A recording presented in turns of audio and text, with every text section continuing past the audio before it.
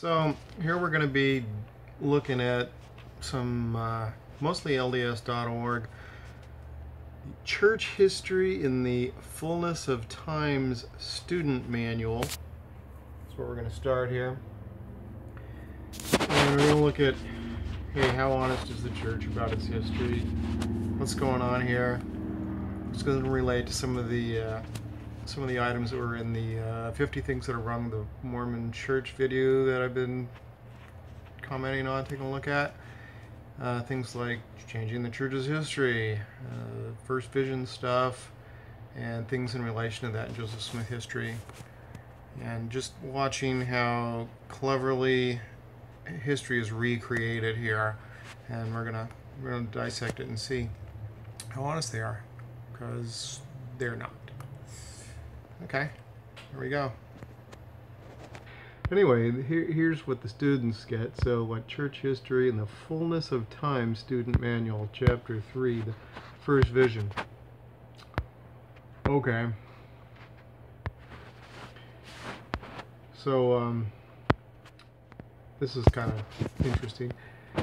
So, President Gordon B. Hinkley taught, this glorious first vision was the parting of the curtain to open this, the dispensation of the fullness of times, nothing on which we base our doctrine, nothing we teach, nothing we live by is of greater importance than this initial declaration.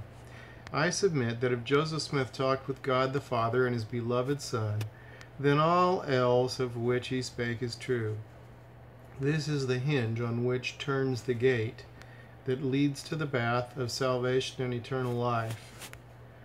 Okay, so there have been many statements that have said things like, you know, it all hinges on it's all true or it's not. You know, Joseph Smith, translated the Book of Mormon. Book of Mormon is true. Joseph Smith's the prophet. The church is true. Okay, so with that little simplistic fake reasoning, then they're going to say, okay, well then that means the church is true. And so do whatever we say. So kind of like that last one where we saw Steve Benson says they just say it means it's incumbent upon the members to pray, pay, and obey.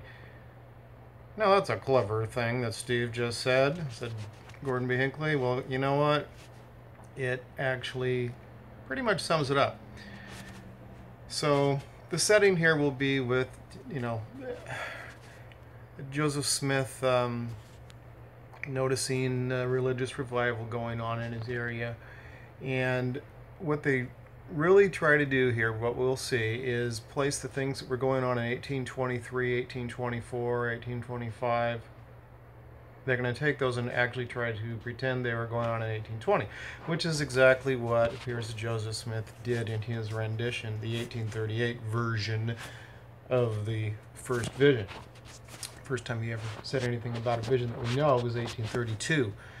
And there are some distinct differences. We've talked about some of those. So let's start off and start checking out the anachronisms right now.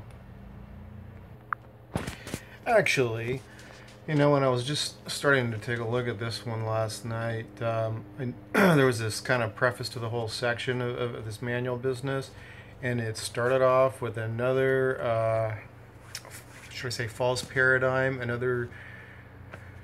basically it said, hey, when you're studying, you need to have faith, not just reason. So if you happen to study anything, see, it's like an airplane, and one wing is reason and one is faith, and you can't fly without both, so that must mean this reasoning's true, right? Which is completely false.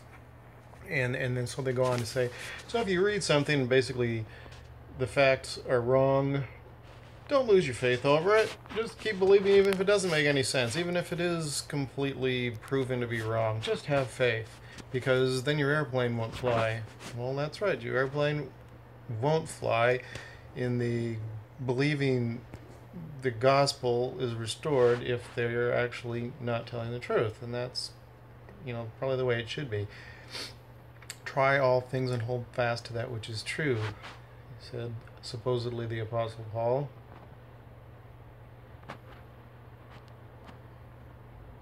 Joseph Smith came from a religious family.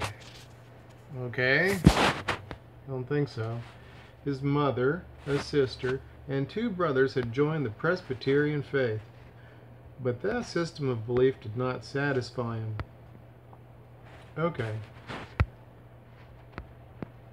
Keep in mind here, they're talking about, they're placing this early enough that he can have this vision in 1820, in the spring of 1820. Well, this right here is not true at all.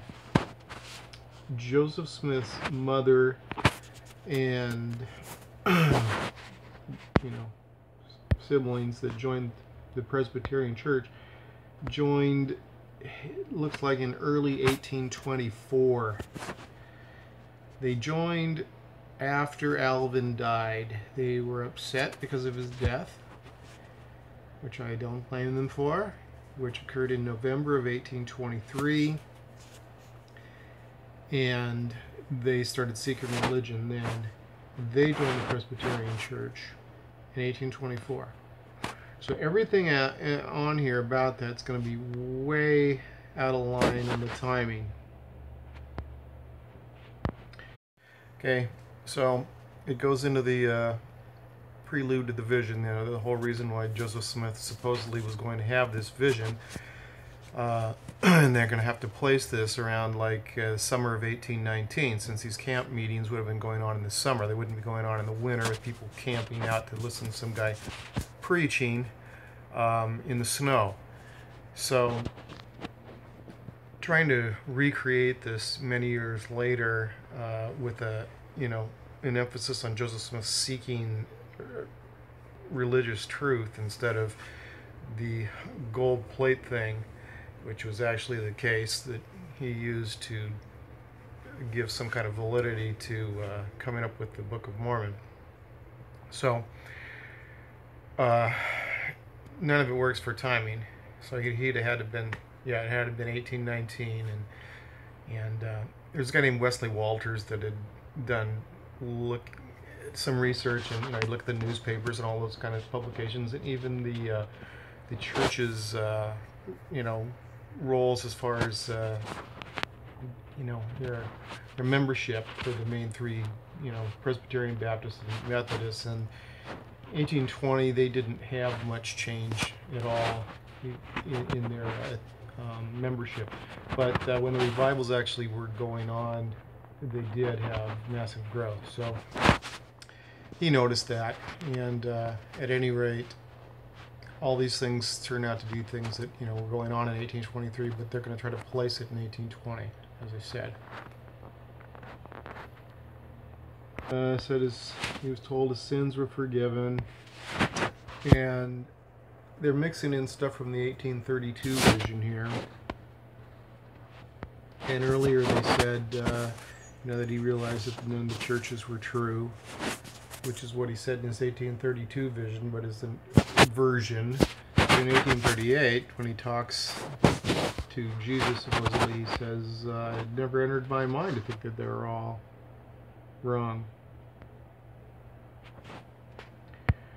Okay, so shortly after he arrived home, his mother, perhaps noting his weakened condition, asked him what was wrong, and he replied, "Never mind, all is well.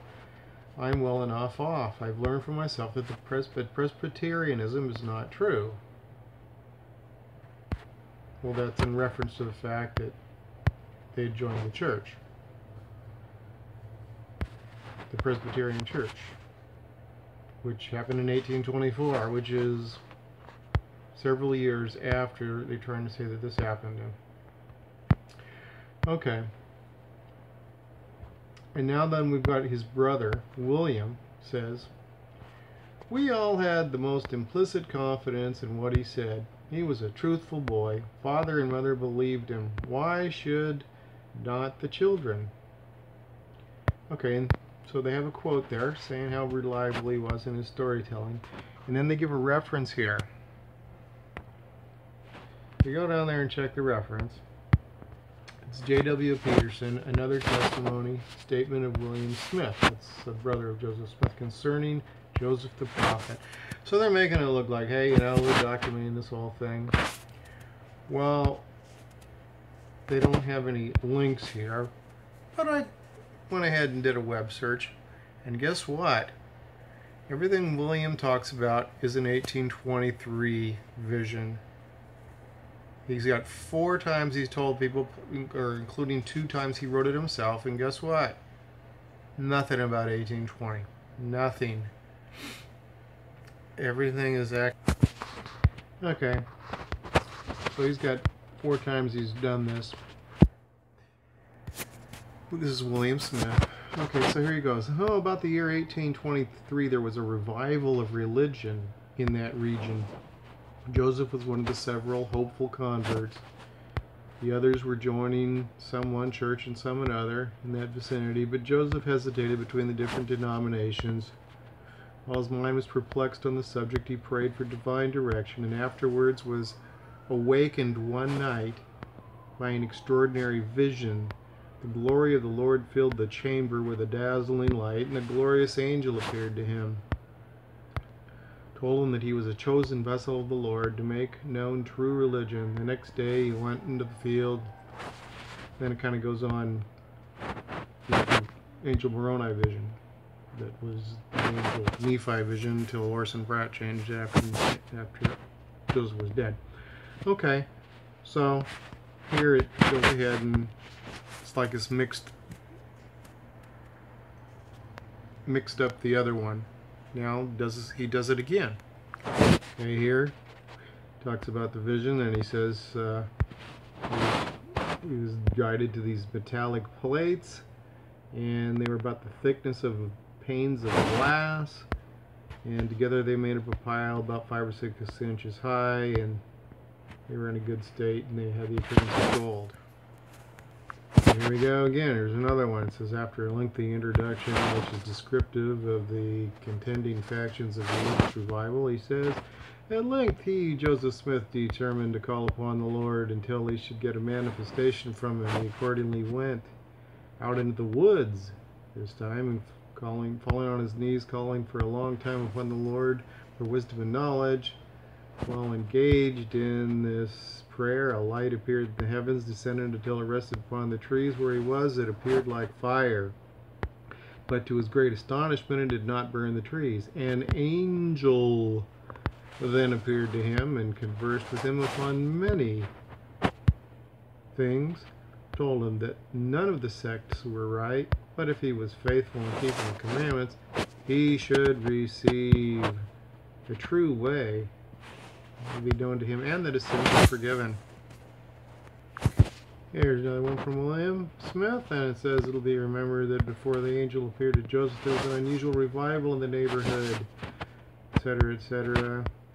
And he comes down there and he decides to ask his daughter. Actually, one of the ministers said to do that, and then he reread the James 1:5. And the being that comes down tells him that there are plates in Cumorah. A hidden record there.